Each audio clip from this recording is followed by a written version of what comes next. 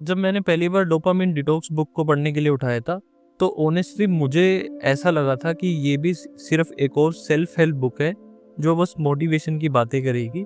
लेकिन जैसे ही मैंने पहले चैप्टर को पढ़ना स्टार्ट किया, मुझे एक ऐसा मिरर दिख गया जो मेरी खुद की ज़िंदगी के सामने खड़ा था। मैं समझने लगा कि मेरा दिमाग आजकल कैसे बिहेव करता है, और उसका मेन रीज़न है एक छोटी सी केमिकल जिसको हम बोलते हैं डोपामिन। मुझे याद है कि कल सुबह उठते ही मैंने सबसे पहले फ़ोन उठाया, नोटिफिकेशन देखने के लिए, व्हाट्सएप ओपन किया, इंस्टाग्राम स्क्रॉल किया, एक दो यूट्यूब शॉर्ट्स देख लिए, और फिर जब मैं अपने काम पे फोकस करने बैठा तो दिमाग ऑलरेडी थक चुका था। तब मुझे समझ आया कि मैं फ़ोन यूज़ नहीं कर रहा, फ़ोन मुझे यूज़ कर रहा है। और वही पॉइंट ऑथर थिबोत म्यूरिस पहले चैप्टर में हाईलाइट करते हैं। वो कहते हैं कि डोपामिन ही वो केमिकल है जो हमें खुशी फील करवाता है। हर बार जब हमारी किसी फ़ोटो या वीडियो पे लाइक आता है, या फिर हम कोई स्नैक खाते हैं, जब हमें कोई नोटिफिकेशन आती है, हमारे दिमाग में डोपामिन रिलीज़ होता है। प्रॉब्लम ये है कि हमारी लाइफ अब तक एक डोपामिन फैक्ट्री बन गई है। सोचो, एक बच्चा अगर हर दिन चॉकलेट खाता रहे तो एक दिन वो चॉकलेट बोरिंग लगने लगती है। वैसे ही हमारी ज़िंदगी में नोटिफिकेशंस, एंटरटेनमेंट और इंस्टेंट प्लेजर्स का ओवरडोज हो गया है। मैं खुद फील करता हूँ, पढ़ाई या काम करना बोरिंग लगता है, लेकिन फ़ोन उठाकर स्क्रॉल करना ईजी लगता है। और अगर मैं अपने आप से ईमानदारी से बात करूँ तो रीज़न ये है कि मेरा दिमाग बोरिंग चीज़ों को टॉलरेट ही नहीं करता अब।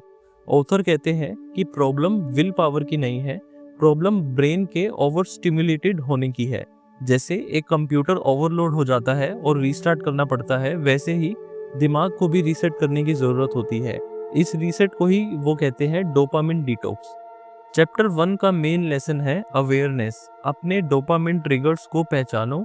जब मैंने अपने आप को एनालाइज करना शुरू किया तो मुझे 3 चीज़ें समझ आई जो मेरा सबसे ज़्यादा टाइम खा जाती थी। सबसे पहले था इंस्टाग्राम स्क्रॉल, सेकंड नंबर पे था यूट्यूब बिंज वॉचिंग, फिर था जंक फूड क्रेविंग्स। ये मेरी इंस्टेंट डोपामिन वाली आदतें थी, और जब भी मैं इनमें फंसता था, मेरी प्रोडक्टिविटी और फोकस कम हो जाता था। ऑथर एक एक्सरसाइज सजेस्ट करते हैं जो मुझे बहुत पावरफुल लगी। वो कहते हैं कि अपना एक डोपामिन मैप बनाओ। मतलब लिखो कि आपको कौन सी 3 डिस्ट्रैक्शंस सबसे ज़्यादा अपनी तरफ खींचती है, और कौन सी 3 एडिक्टिव हैबिट्स आपको डोपामिन की क्विक किक देती है। मैंने जब ये लिखा, मुझे पहली बार अपनी प्रॉब्लम क्रिस्टल क्लियर दिखाई देने लगी। पहले मुझे लगता था कि मैं बस डिसिप्लिन लेस हूँ, मतलब मेरे अंदर डिसिप्लिन की कमी है। लेकिन असली रीज़न ये था कि मेरा दिमाग हाई डोपामिन की आदत में फंस गया था। एक छोटी सी स्टोरी मुझे याद आती है। मेरे एक दोस्त एग्ज़ाम की प्रिपरेशन कर रहे थे। वो हमेशा कहते थे कि उन्हें पढ़ाई से नफ़रत है, लेकिन जब मैं उन्हें ऑब्ज़र्व करता था तो मुझे समझ आता था कि वो बोरिंग चीज़ों से बचने के लिए हर 10 मिनट में फ़ोन चेक करते थे। उनका दिमाग एडिक्टेड था, उनकी सेल्फ कंट्रोल फेल नहीं हो रही थी, उनका ब्रेन ओवरलोडेड था। और यही चीज़ मुझे सबसे ज़्यादा रिलेट हुई, क्योंकि मैंने रियलाइज़ किया मैं भी अपना वक्त उन्हीं इंस्टेंट प्लेजर्स में बर्बाद करता हूँ। एक बार वीडियो देखना शुरू किया तो 5 वीडियो ख़त्म हो जाते हैं बिना रियलाइज़ करे। एक बार जंक फूड खाना स्टार्ट किया तो नेक्स्ट टाइम और स्ट्रॉन्ग क्रेविंग आ जाती है। यही है डोपामिन टॉलरेंस। जितना ज़्यादा कंज्यूम करोगे उतना ही और ज़्यादा चाहिए होगा। चैप्टर 1 का मेन मैसेज सिंपल है। आप अपनी लाइफ का कंट्रोल तभी ले सकते हो जब आपको पता हो कि आपको क्या कंट्रोल कर रहा है। और आज के टाइम में जो हमारी लाइफ को कंट्रोल कर रहा है वो है डोपामिन ओवरलोड। मुझे पर्सनली सबसे ज़्यादा इम्पैक्ट तब फील हुआ जब मैंने कॉन्शियसली नोट करना स्टार्ट किया कि मैं दिन भर में कितनी बार अपना फ़ोन बिना रीज़न के उठाता हूँ। कभी बोर्डम में, कभी स्ट्रेस में, कभी बस आदत में। और ये नंबर शॉकिंग था। मुझे लगा मैं फ़ोन सिर्फ ज़रूरी चीज़ों के लिए यूज़ करता हूँ, लेकिन सच तो ये है कि मैं एक छुपी हुई एडिक्शन में जी रहा था। इसीलिए चैप्टर 1 सिर्फ एक चीज़ मांगता है, ऑनेस्टी, अपने आप से ईमानदारी। जब आप ये पहचान लोगे कि क्या चीज़ आपको ओवर स्टिमुलेट कर रही है, क्या चीज़ आपको डिस्ट्रैक्शन के लूप में डाल रही है, जब आप इसको पहचान पाओगे तभी आप अपना डिटॉक्स शुरू कर पाओगे।